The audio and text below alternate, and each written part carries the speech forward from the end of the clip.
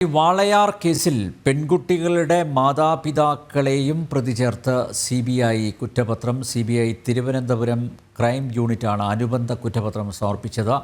പീഡന വിവരം മറച്ചുവെച്ചു എന്നാണ് CBIയുടെ കണ്ടെത്തൽ. ബലാത്സംഗ പ്രേരണാ കുറ്റമാണ് ചുമത്തിയത്. വിവരങ്ങളുമായി ജിജീഷ് കരുണാകരനും അരുൺ ആലത്തൂരും ചേരുന്നു. ജിജീഷ, ഈ കേസിൽ നീതിക്കായിട്ടുള്ള മാതാപിതാക്കളുടെ പോരാട്ടം കേരളം കണ്ടതാണ്. അങ്ങനെ പോരാടിയ പെൺകുട്ടികളുടെ മാതാപിതാക്കളെയാണ് ഇപ്പോൾ CBI പ്രതിസ്ഥാനത്ത് നിർത്തിയിരിക്കുന്നത്. ഇത് വരും ദിവസങ്ങളിൽ വ്യാപകമായി ചർച്ച ചെയ്യപ്പെടില്ലേ ജിജീഷ്? തീർച്ചയായും ഇതുമായി ബന്ധപ്പെട്ട് ഇപ്പോൾ സമർപ്പിച്ചിട്ടുള്ള അനുബന്ധ കുറ്റപത്രം വലിയ തോതിൽ തന്നെ ചർച്ചകൾക്ക് വഴിവെക്കുന്നത് തന്നെയാണ്. കേസിൽ അച്ഛനും അമ്മയും പെൺകുട്ടികളുടെ അച്ഛനും അമ്മയും പ്രതി ചേർത്ത് CBI കുറ്റപത്രം സമർപ്പിച്ചിരിക്കുന്നു. നേരത്തെ ആദ്യം സമർപ്പിച്ചിരിക്കുന്ന റിപ്പോർട്ട് അത് CBI കോടതി തള്ളിയിരുന്നു. തുടർന്നാണ് കൂടുതൽ വിശദമായ അന്വേഷണം നടത്തിയ ശേഷം ഇതുമായി ബന്ധപ്പെട്ടുകൊണ്ട് കൂടുതൽ വിശദമായ അന്വേഷണത്തിന് ശേഷം ഇപ്പോൾ ഇരുവരെയും ബലാത്സംഗ പ്രേരണ കുറ്റം കൂടി ചുമത്തിയിരിക്കുന്നത്. പോക്സോ IPC നിയമങ്ങൾ അനുസരിച്ചാണ് ഇരുവർക്കുമെതിരെ കേസ് എടുത്തിട്ടുള്ളത്. 2017 ജനുവരി 7-നായിരുന്നു വീട്ടിൽ 13 വയസ്സുള്ള പെൺകുട്ടിയെ തൂങ്ങി മരിച്ച നിലയിൽ കണ്ടെത്തിയത്. 2017 മാർച്ചിന് ഇതേ വീട്ടിൽ ഈ കുട്ടിയുടെ സഹോദരിയെയും 9 വയസ്സുള്ള സഹോദരിയെയും തൂങ്ങി മരിച്ച നിലയിൽ കണ്ടെത്തി. 2017 മാർച്ച് 6-ന് ഇതുമായി ബന്ധപ്പെട്ട് പ്രത്യേക അന്വേഷണ സംഘം രൂപീകരിക്കുന്നു. ASP ആയിരുന്ന G പൂങ്കുലിയുടെ നേതൃത്വത്തിൽ പ്രത്യേക അന്വേഷണ സംഘം രൂപീകരിച്ചായിരുന്നു അന്വേഷണം ആരംഭിച്ചത്. 2017 മാർച്ച് 12-ന് മരിച്ച കുട്ടികൾ പീഡനത്തിന് ഇരയായി എന്ന പോസ്റ്റ്മോർട്ടം റിപ്പോർട്ട് പുറത്തു വന്നുവെങ്കിലും 2019 ജൂൺ 22-ന് സഹോദരിമാരുടെ മരണം ആത്മഹത്യയെന്ന് രേഖപ്പെടുത്തിയുള്ള പോലീസ് കുറ്റപത്രം സമർപ്പിച്ചു. പിന്നീടാണ് കേസിൽ CBI അന്വേഷണം വരുന്നത്.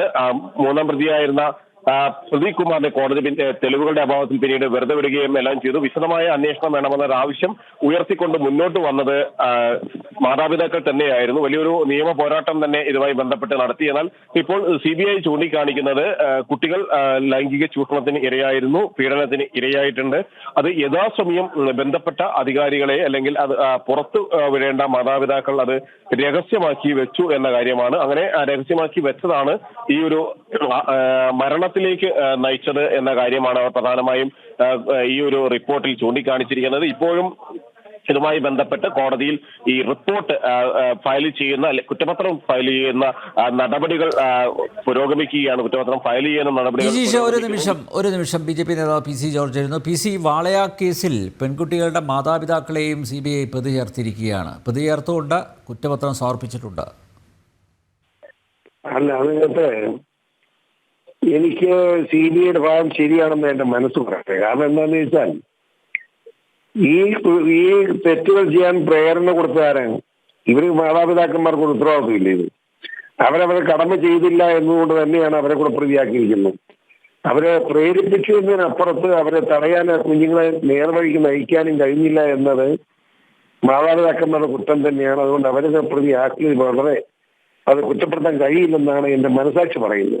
ഇതാണ് ഈ സംബന്ധിച്ച് നന്ദിയായി പറയാനുള്ളത്. CBI ശരിയായ രീതിയിലാണ് അന്വേഷിച്ചത് എന്ന് വേണം കരുതാൻ. CBIക്ക് എന്താ മാതാപിതാക്കളുടെ ശത്രുക്കളുണ്ടോ? സ്വാഭാവികമായി അത് അവര് ഏതായാലും ആ കുറ്റപത്രത്തിൽ അങ്ങനെ പറയണമെങ്കിൽ എന്തെങ്കിലും തെളിവില്ലാതെ CBI പറയും. വളരെ വിശദമായിട്ട് അന്വേഷണം നടത്തിയ കേസാണെന്ന് ഞാൻ മനസ്സിലാക്കിയിട്ടുള്ളത്.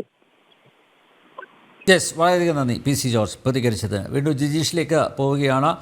ജിജീഷെ, എന്തെങ്കിലും തീയില്ലാതെ പുകയുണ്ടാവുമോ എന്നാണ് PC ജോർജ് ചോദിച്ചതിൽ നിന്ന് മനസ്സിലാക്കേണ്ടത്. എന്തെങ്കിലും ഇല്ലാതെ ഇങ്ങനെ ഒരു നിഗമനത്തിലേക്ക് CBI എത്തിച്ചേരുമോ? തീർച്ചയായും CBI ഇത്തരമൊരു നിഗമനത്തിൽ എത്തിച്ചേരാനുള്ള പ്രധാനപ്പെട്ട കാരണം എന്ന് പറയുന്നത് അവർ വിശദമായി തന്നെയുള്ള ഒരു അന്വേഷണം നടത്തി ശാസ്ത്രീയ തെളിവുകൾ ഉൾപ്പെടെ പരിശോധിച്ചു. നേരത്തെ പോലീസ് കണ്ടെത്തിയ തെളിവുകൾക്കപ്പുറം വിശദമായ ഒരു അന്വേഷണത്തിലേക്ക് തന്നെ CBI കടന്നിരുന്നു. മാത്രമല്ല, ഈ മാതാപിതാക്കളുടെ മൊഴി പലവട്ടം എടുത്തു, പല തവണകളിലായി എടുത്തു. എന്തെങ്കിലും തരത്തിലുള്ള സൂചനകൾ കുട്ടികൾക്ക് ലൈംഗിക ചൂഷണം നടക്കുന്നു എന്നത് സംബന്ധിച്ചു ഏതെങ്കിലും തരത്തിലുള്ള വിവരങ്ങൾ മാതാപിതാക്കൾക്ക്, രക്ഷാകർത്താക്കൾക്ക് ആർക്കെങ്കിലും അറിയാമായിരുന്നു എന്നത് തന്നെയായിരുന്നു തന്നെയായിരുന്നു പോലീസ് പ്രധാനമായും തിരക്കിയത്. കാരണം ഇത്തരത്തിൽ കുട്ടികൾ ലൈംഗിക ചൂഷണത്തിന് ഇരയായിട്ടുള്ളത് വീട്ടിൽ വെച്ച് തന്നെയാണ് എന്നതടക്കമുള്ള വിവരങ്ങൾ പുറത്തു വന്നിരുന്നു. അങ്ങനെ ഒരു പശ്ചാത്തലത്തിൽ വീട്ടുകാരറിയാതെ അല്ലെങ്കിൽ ബന്ധുക്കൾ അറിയാതെ അത്തരമൊരു സംഭവം നടക്കുമോ എന്നെല്ലാമുള്ള ചോദ്യങ്ങൾ സ്വാഭാവികമായും CBIയിൽ നിന്ന് ഉയർന്നു വന്നു. ആ ഒരു ചോദ്യങ്ങളുടെ ഒരു തുടർച്ചയായിട്ട് തന്നെയാണ് വിശദമായ ഒരു അന്വേഷണം ഇക്കാര്യത്തിൽ നടക്കുന്നത്. ഏറ്റവും ഒടുവിൽ ഈ ഒരു കേസിൽ ഇപ്പോൾ വാളയാർ കേസിൽ അച്ഛനെയും അമ്മയെയും പ്രതി ചേർത്തുള്ള ഒരു കുറ്റപത്രത്തിലേക്ക് എത്തുകയും എല്ലാം ചെയ്തത്. വിശദമായ മൊഴിയെടുക്കൽ, തെളിവ് ശേഖരിക്കൽ, ശാസ്ത്രീയ പരിശോധനകൾ, ആവർത്തിച്ചുള്ള അനുബന്ധ തെളിവുകളുടെ പരിശോധന എന്നിവയെല്ലാം തന്നെ ഇവിടെ പൂർത്തിയാക്കിയിട്ടുണ്ട് CBI. അങ്ങനെയാണ് പോക്സോ IPC നിയമങ്ങൾ, കാരണം പോക്സോ കേസ് ചുമത്തുമ്പോൾ സ്വാഭാവികമായും ആ കുറ്റകൃത്യത്തിന്റെ ഒരു ഭാഗവാക്കായി അതിൽ പറയുന്ന ആളുകൾ മാറി എന്നത് തന്നെയാണ് വ്യക്തമാകുന്നത്. അല്ലെങ്കിൽ ആ ഒരു കുറ്റകൃത്യത്തിന്റെ ഭാഗവാക്കായി മാറുമ്പോൾ മാത്രമാണ് ആ ഒരു വകുപ്പ് സാധാരണ നിലയിൽ ചുമത്തുന്നത്. നേരിട്ട് ലൈംഗിക ചൂഷണം, ലൈംഗിക പീഡനങ്ങൾ നടക്കുന്ന പ്രതികൾക്കെതിരെ ഒപ്പം തന്നെ അതിനെ നിൽക്കുന്നവർക്കെതിരെയും സമാന വകുപ്പുകളാണ് ചുമത്താറുള്ളത്. അങ്ങനെയാണ് പോക്സോ വകുപ്പും ഇന്ത്യൻ പീനൽ കോഡിലെ അത് ഭാരതീയ ന്യായ സംഹിതയിൽ അന്ന് ഈ ഒരു സംഭവം നടക്കുമ്പോൾ IPC ആയിരുന്നു നിലവിലുണ്ടായിരുന്നത് എന്നതുകൊണ്ട് തന്നെ IPC നിയമങ്ങളും അനുസരിച്ച് കേസെടുത്തിട്ടുള്ളത്. ഇത് സംബന്ധിച്ച വിശദാംശങ്ങളെല്ലാം ഉൾപ്പെടുത്തിയിട്ടുള്ള ഒരു കുറ്റപത്രമാണ് CBI സമർപ്പിച്ചിട്ടുള്ളത്. 2017 ഇത്തരമൊരു സംഭവം 2017 ജനുവരി 7 13 വയസ്സുകാരിയെ തൂങ്ങി മരിച്ച നിലയിൽ കണ്ടെത്തിയത്. 2017 March 4 retired SP N Subhash Babu കൂടി ചേരുന്നു. സുഭാഷ് ബാബു സാർ, വാളയാർ കേസിൽ പെൺകുട്ടികളുടെ മാതാപിതാക്കളെ കൂടി CBI പ്രതി ചേർത്തിരിക്കുകയാണ്. മാത്രമല്ല ഗുരുതരമായിട്ടുള്ള കുറ്റം ആണ് ചുമത്തിയിരിക്കുന്നത്. ബലാത്സംഗ പ്രേരണ കുറ്റമാണ് ചുമത്തിയിരിക്കുന്നത്. CBIയുടെ ഈ നടപടിയെ താങ്കൾ എങ്ങനെ നോക്കിക്കാണുന്നു?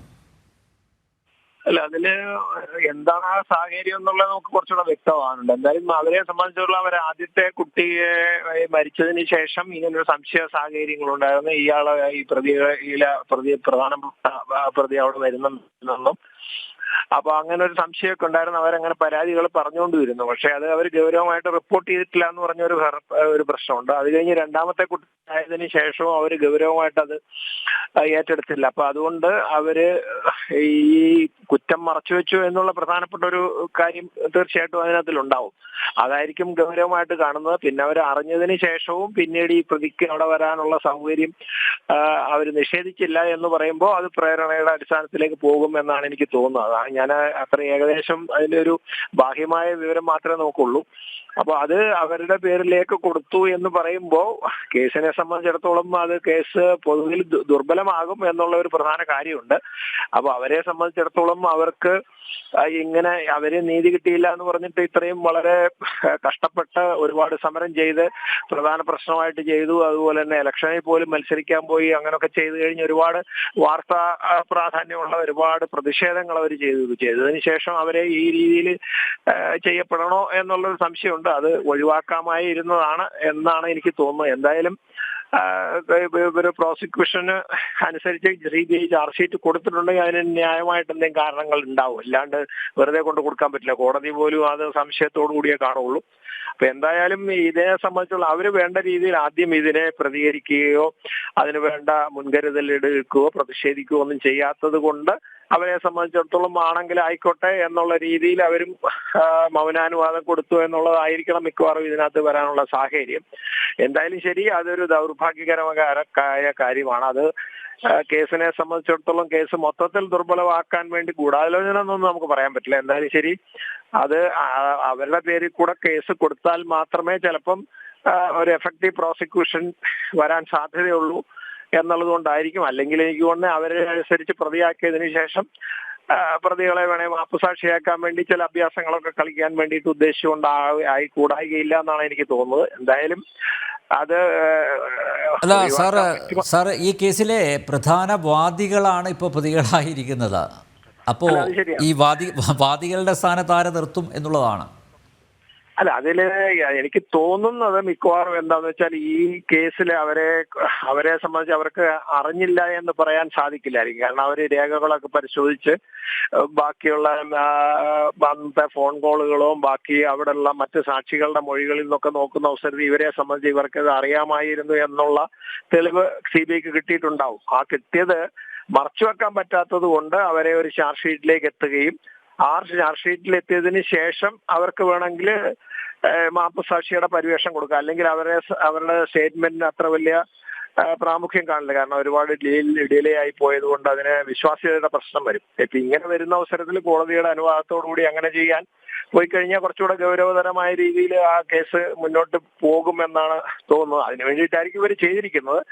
എന്തായാലും അത് ട്രയല് നടക്കുന്ന അവസരത്തിൽ നമുക്ക് ഗൗരവതരമായ പുതിയൊരു സാഹചര്യം ഉരുത്തിരിഞ്ഞു വരാനുള്ള സാധ്യത വെച്ചിട്ടായിരിക്കും ചെയ്തത്. അല്ലാണ്ട് ബോധപൂർവം അവരെ ഉപദ്രവിക്കാൻ വേണ്ടി ചെയ്തു എന്ന് എനിക്കിപ്പോ തോന്നുന്നില്ല. എന്തായാലും അതിന്റെ തെളിവിന്റെ മറ്റു കാര്യങ്ങൾ നമ്മൾ അറിഞ്ഞതിന് ശേഷമേ വ്യക്തമായിട്ടൊരു അഭിപ്രായം പറയാൻ പറ്റുള്ളൂ. എന്തായാലും അത് ഒഴിവാക്കാൻ പറ്റുമായിരുന്നെങ്കിൽ ചെയ്യേണ്ടതായിരുന്നു. അവരെ സംബന്ധിച്ച് അവർ ഇത്രയും കഷ്ടപ്പെട്ട് ഇത്രയും കാര്യമായിട്ട് ആളുകളൊന്നും സഹായിക്കാനില്ലേ, അവർ ഒറ്റയ്ക്ക് സമരം ചെയ്ത് ഇത്രയൊക്കെ ചെയ്ത് ഒത്തിരി അത് കഴിഞ്ഞ് കോടതി പോയതിന് ശേഷം ആ ട്രയൽ തന്നെ ശരിയല്ല എന്നുള്ള രീതിയിലൊക്കെ വരുത്തി തീർക്കാനൊക്കെ അവർ വലിയ ത്യാഗോജ്വലമായ സമാധാന സമരം ചെയ്തവരുടെ പേരിൽ അങ്ങനെ ചെയ്തത് എന്തായാലും ഒഴിവാക്കേണ്ടതായിരുന്നു. എന്തായാലും അത് പരിശോധിക്കപ്പെടും. കോടതി അത് ഏത് രീതിയിൽ എടുക്കും ചാർജ് ഷീറ്റിനെ എന്ന് പറയാൻ പറ്റില്ല. അവിടെ പോയിട്ട് എന്തെങ്കിലും പ്രിലിമിനറി ആർഗ്യുമെന്റ് തന്നെ കേസ് നിലനിൽക്കില്ല എന്ന് പറഞ്ഞ് ഡിസ്ചാർജ് ചെയ്യണമെന്ന് ആർഗ്യൂ ചെയ്തിട്ട് ചിലപ്പോൾ അവർ പുറത്തു പോകാനുള്ള സാധ്യത തള്ളിക്കളയാൻ പറ്റില്ല. എന്തായാലും ശരി, ഇത് ഒരു ആശാവഹമായ അല്ലെങ്കിൽ നമ്മളെ സംബന്ധിച്ചിടത്തോളം നമുക്കൊരു ന്യായമായ നിയമപരമായ ഒരു സാമൂഹ്യ പ്രതിബദ്ധതയുള്ള നടപടിയായിട്ട് നമുക്ക് തോന്നുന്നില്ല എന്ന് മാത്രമേ പറയാനുള്ളൂ. നന്ദി സാർ പ്രതികരിച്ചതിന്. അരുൺ ആലത്തൂരിലേക്ക് പോവുകയാണ്. അരുൺ, മാതാപിതാക്കളുടെ അറിവോടെയാണ് പീഡനം നടന്നത് എന്നുകൂടിയല്ലേ ഇതിൽ നിന്നും മനസ്സിലാവുന്നത്? എനിക്ക് തോന്നുന്നു നേരത്തെ ഈ കേസിൻ്റെ തുടക്കത്തിൽ അങ്ങനെയുള്ള ആക്ഷേപങ്ങളും ആരോപണങ്ങളൊക്കെ ഉയർന്നിരുന്നു. പക്ഷേ നീതിക്ക് വേണ്ടിയുള്ള അവരുടെ പോരാട്ടം, ഒറ്റയാൾ പോരാട്ടം, അത് ജനശ്രദ്ധ പിടിച്ചു പറ്റിയതാണ്. മാത്രമല്ല മുഖ്യമന്ത്രി പിണറായി വിജയനെതിരെ അവർ നിയമസഭാ തെരഞ്ഞെടുപ്പിൽ മത്സരിച്ചു. അത്തരം ആരോപണങ്ങളൊക്കെ നീങ്ങിയതായിരുന്നു. പക്ഷേ CBI കുറ്റപത്രം നൽകിയതോടെ ഈ കേസിലെ പ്രധാന വാദികൾ, പരാതിക്കാർ, അവരിപ്പോൾ പ്രതികൾ ആയിരിക്കുന്നു. അപ്പോൾ മാതാപിതാക്കളുടെ അറിവോടെ ആണ് പീഡനം നടന്നത് എന്ന് പറയുമ്പോൾ അത് വലിയ അപമാനമല്ലേ?